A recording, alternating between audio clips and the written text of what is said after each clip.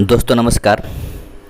Science series में ध्यान रखें दोस्तों, साइंस सीरीज में ये 10वां वीडियो है।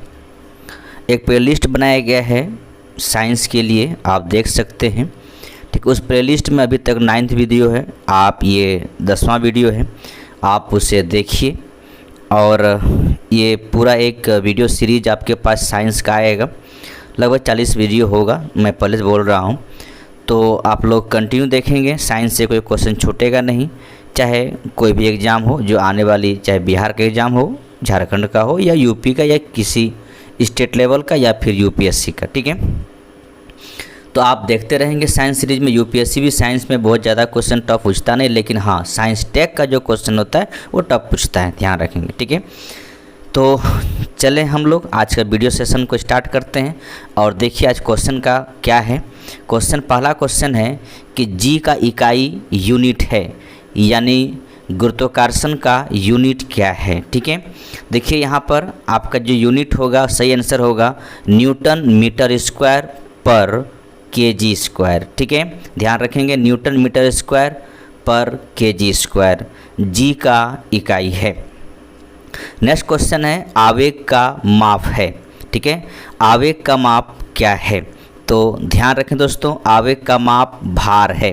ठीक है, ध्यान रखेंगे, भार है। क्या है? भार है। नेक्स्ट क्वेश्चन है अदिश राशि कौन है। पहले तो आप ये समझेंगे अदिश राशि होता क्या है। ध्यान रखेंगे, जिस राशि में परिणाम तो होता है पर दिशा नहीं होता है, उसे हम अदिश राशि कहते हैं। ध्यान रखें दोस्तों, जिस राशि में परिणाम तो होता है पर दिशा नहीं होता है, उसे अदिश राशि कहते हैं। और इसमें चारों ऑप्शन में आप देखेंगे तो अदिश राशि क्या है? ऊर्जा है। ठीक है, परिमाण तो है पर दिशा नहीं है। ठीक, अगला क्वेश्चन है कि निम्नलिखित में कौन सा सदिश राशि है। तो मैंने कह दिया कि ऊर्जा अदिश राशि है। अब यहाँ पे बचा कि आपके पास दाब, संवेग और तापमान। ठीक है, तो याद रखेंगे सदिश राशि हम उसे कहते हैं जिसमें परिणाम और दिशा दोनों होता है। ठीक है, परिणाम और दिशा दोनों होता है, उसे हम सदिश राशि कहते हैं।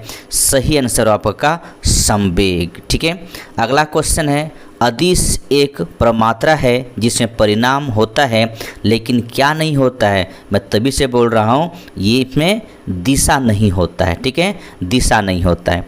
पृष्ठ तनाव का बीमा है। ठीक है, पृष्ठ तनाव का बीमा है, डायमेंशन है, देखिए क्या है।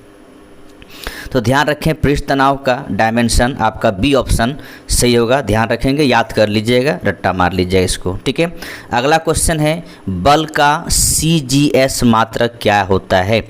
खैर ये अब चलता नहीं है, ठीक है, अब तो SI मात्रक है, लेकिन जब यहाँ पूछा गया है तो आपको जवाब देना पड़ेगा, वो आपका डाइन होता है। और अगर SI मात्रक पूछता तो क्या होता? न्यूटन होता।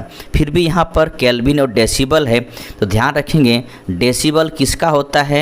ध्वनि का होता है। ठीक है, और केल्विन किसका होता है? तो ध्यान रखेंगे उष्मागतिक ताप का होता है। ठीक है, तो इस प्रकार करके याद रखेंगे बल का CGS मात्रक डाइन है, तो SI मात्रक न्यूटन है। एक माइक्रोन किसके बराबर होता है। ठीक है, तो यहाँ पर देखिए जो ऑप्शन दे रखा होगा, इस ऑप्शन के अनुसार हम चलें तो ध्यान रखेंगे आपका एक माइक्रोन बराबर 0.001 मिलीमीटर। ठीक है, 1 किलोग्राम राशि का वजन है। ठीक है, कितना? तो 9.8 न्यूटन। ठीक है, 9.8 न्यूटन 1 किलोग्राम राशि का वजन है। ठीक है, अगला क्वेश्चन है 1 जूल बराबर कितना अर्ग होता है। ठीक है, 1 जूल बराबर कितना अर्ग होता है। ध्यान रखेंगे 1 जूल बराबर 10⁷ अर्ग के बराबर होता है। एक अश्व शक्ति किसका एकक है, यानी किसका मात्रक है। अश्व शक्ति किसका मात्रक है? वो किसका है? शक्ति का है। ठीक है, हम जब शक्ति को मापते हैं तो इसमें अश्व शक्ति से मापते हैं, यानी हॉर्स पावर से मापा जाता है। ठीक है, आप जब मशीन लेते हैं तो पूछते होंगे कि कितने हॉर्स पावर का मशीन है।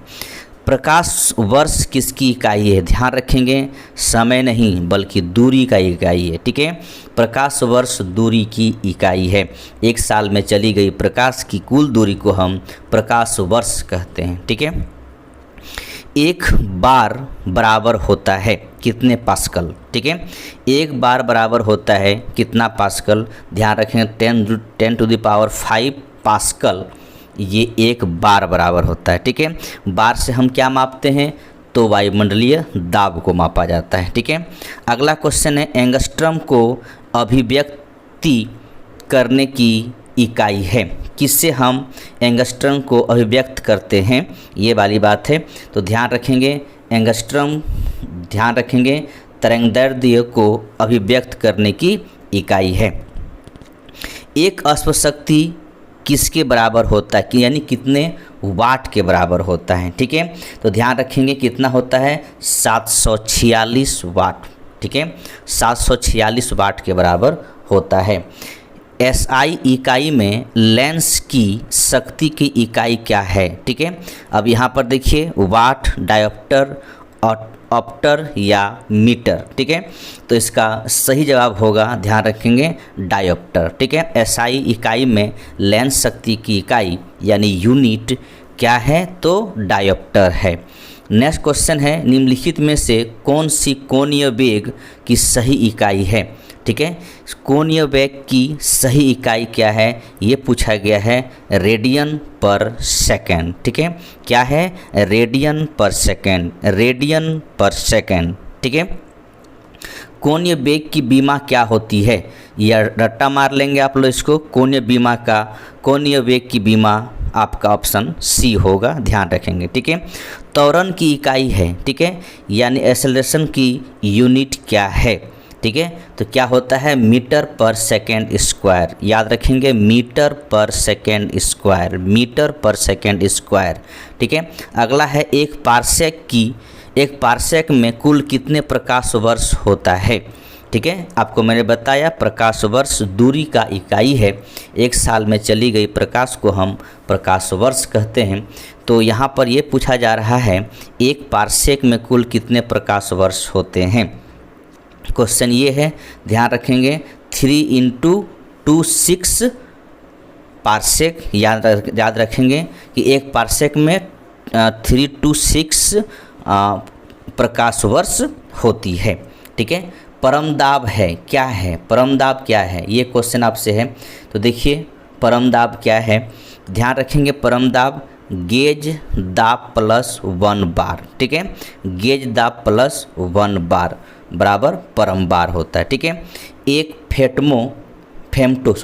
फेमटो बराबर होता है, तो कितना होता है देख लीजिए यहाँ पर 10⁻⁻15 मीटर। ठीक है, ध्यान रखेंगे ताप का SI मात्रक है, क्या होता है ताप का SI मात्रक क्या होता है।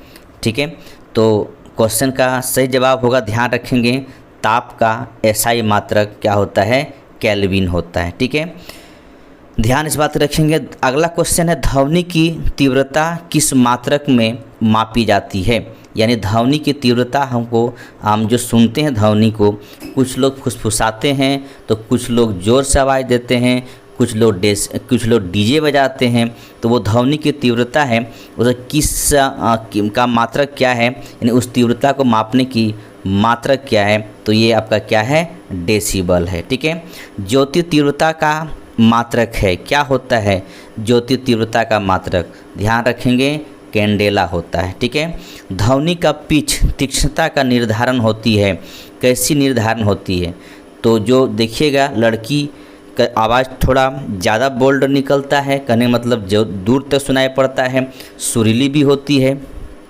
तो वो पिच पर डिपेंड करता है। ठीक है, तो देखेंगे 26 नंबर क्वेश्चन का जो जवाब होगा, ध्यान रखेंगे आवृत्ति पर डिपेंड करता है, निर्धारण होता है पिच। ठीक है, तीक्ष्णता। नेक्स्ट क्वेश्चन है निम्नलिखित में से किसका वेधन क्षमता अधिक है, यानी कौन सी किरण का मारने की क्षमता सर्वाधिक होती है, अल्फा बीटा गामा या न्यूट्रॉन। ठीक है, तो याद रखेंगे सबसे वेधन क्षमता गामा की होती है, गामा किरणें की होती है। नेक्स्ट क्वेश्चन है इलेक्ट्रॉन वोल्ट मात्रक है, किसका मात्रक है, ध्यान रखेंगे ऊर्जा का मात्रक है। ठीक है। विद्युत धारा का इकाई है, कौन सी इकाई, विद्युत धारा की क्या इकाई होता है, तो एम्पियर, ओम, वोल्ट या कूलम्ब, ये दिया हुआ है। तो 29 नंबर क्वेश्चन का ध्यान रखेंगे, विद्युत धारा की इकाई होता है एम्पियर, लेकिन तब ओम किसका होता है, तो ओम याद रखेंगे विद्युत प्रतिरोध का होता है।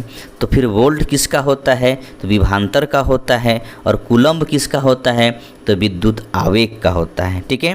हेनरी इकाई है, ठीक है, क्या है, हेनरी इकाई है, क्या है, ध्यान रखेंगे वो है प्रेरकत्व का, ठीक है। नेक्स्ट क्वेश्चन है, विद्युत आवेश का मात्रक क्या है, तो विद्युत आवेश का मात्रक मैंने अभी बताया, विद्युत आवेश का मात्रक कूलम्ब है, ठीक है। अगला क्वेश्चन है, रसायन उद्योग में कौन सा मूल रसायन माना जाता है, ठीक है। क्वेश्चन आपका ये है, ध्यान रखेंगे वो है H2SO4 को हम मूल रसायन मानते हैं। विटामिन के का रासायनिक नाम क्या है, ध्यान रखेंगे नाम है फ्लोक्विनोन, ठीक है। फ्लोक्विनोन विटामिन के का रासायनिक नाम है। तो कैल्सीफेरॉल ध्यान रखेंगे विटामिन डी है। तो बायोटीन ध्यान रखेंगे विटामिन B7 है। और नियासिन जो लिखा हुआ है वो विटामिन B3 है, ठीक है, विटामिन B3 है। अगला क्वेश्चन है, कास्टिक सोडा का रासायनिक सूत्र है, ठीक है। तो कास्टिक सोडा का रासायनिक सूत्र क्या है, तो ध्यान रखेंगे NaOH, ठीक है, कास्टिक सोडा की रासायनिक सूत्र। जल का रासायनिक सूत्र है, तो जल का रासायनिक सूत्र क्या है, आपको पता है H2O, ठीक है, हाइड्रोजन और ऑक्सीजन। तो D2O क्या है, तो भारी जल है, ध्यान रखेंगे ये भारी जल है।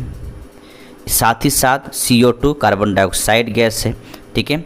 अगला क्वेश्चन है, निम्न यंत्र में विद्युत धारा को मापन करते हैं, ठीक है। तो विद्युत धारा को कौन मापता है, क्वेश्चन आपका ये है, ध्यान रखेंगे कौन मापता है, अमीटर मापता है।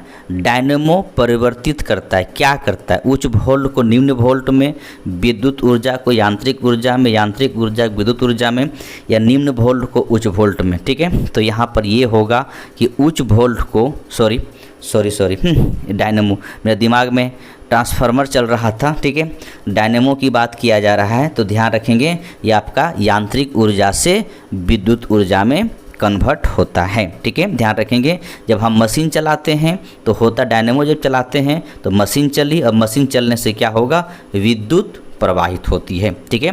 तो यांत्रिक ऊर्जा से विद्युत ऊर्जा में, ठीक है, ट्रांसफार्मर, ठीक है। ये ट्रांसफार्मर वाला दिमाग मेरे उसमें चल गया था, ठीक है। यहाँ पर देखिए क्या होता है, कहता है ट्रांसफार्मर प्रयोग में आते हैं केवल DC परिपथ में, केवल AC परिपथ में, दोनों AC और DC परिपथ में, एकीकृत परिपथ में, ठीक है, ये कहता है। ध्यान रखेंगे ट्रांसफार्मर याद रखेंगे उच्च वोल्ट को निम्न वोल्ट करके हम तक पहुंचाती है, और वो उसमें AC परिपथ ही रहता है, DC में कन्वर्ट वो नहीं करता है, ठीक है। ध्यान रखेंगे वो DC में कन्वर्ट नहीं करता है, डायरेक्ट AC में ही है, AC वोल्टेज आती है और उसको कम करके हम तक पहुंचाती है घरों में, ये ट्रांसफार्मर का काम है, वो कन्वर्ट DC AC में नहीं करता है। नेक्स्ट क्वेश्चन है, सूर्य की किरणों की तीव्रता मापने वाले उपकरण को क्या कहते हैं, यानी सूर्य की किरण जो हम तक पहुंच रही है उसकी तीव्रता को मापने वाली यंत्र को क्या कहते हैं, क्वेश्चन आपका ये है, ध्यान रखेंगे एक्टिवोमीटर, ठीक है। एक्टिवोमीटर को हम सूर्य की किरणें की तीव्रता को मापते हैं। निम्न में कौन मैग्नीफाइंग ग्लास की भांति प्रयुक्त होती है, ठीक है। तो याद रखेंगे कौन होती है, अभिसारी लेंस, ठीक है। अगला क्वेश्चन है और आज का लास्ट क्वेश्चन है, प्रकाश का वेग को सर्वप्रथम किसने मापा, ठीक है। प्रकाश के वेग को सर्वप्रथम किसने मापा, ध्यान रखेंगे ये आपका रोमर ने मापा, ठीक है। तो ये था, ध्यान रखें दोस्तों, साइंस सीरीज का, ठीक है, साइंस सीरीज का 10वां वीडियो था। आप इसको देखिए, ठीक है, और अच्छे से देखिए। अगर अच्छा लगे तो लाइक शेयर कमेंट जरूर करेंगे। साथ ही साथ मैं कहना चाहूँगा कि आप कमेंट जरूर करेंगे, अच्छा लगे तो कमेंट कीजिए, ख़राब लगे तो कमेंट कीजिए, जरूर कमेंट कीजिएगा, ताकि आपके कमेंट से मैं अपने आप को सुधार पाऊँ, ठीक है। चलिए मिलते हैं 11वां वीडियो में, तब तक के लिए जय हिंद और जय भारत।